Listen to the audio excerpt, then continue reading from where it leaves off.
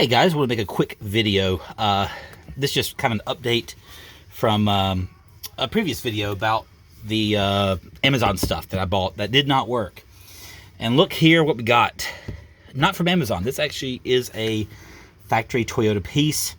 I didn't know that Toyota made solid panels, but one of the members over at rav4world.com, old forum, you know, forums, how it used to be years ago.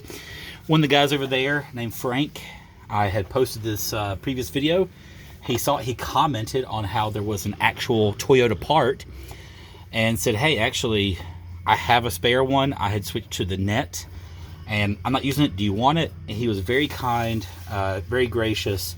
He sent me the factory Toyota part there. So I'm super stoked, and I'm currently in the planning stages of making him some stuff, a small care package to send back to him he's in Utah.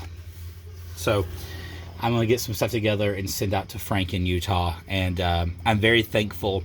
And it goes to show you how no matter the car, the motorcycle, the communities are very, very tight, and a lot of good supporting people, and we can never forget that. Just a lot of good people out in the world, man. So anyway, there's your update. The Amazon item did not work, but guess what? Toyota products, oh, actually just came out.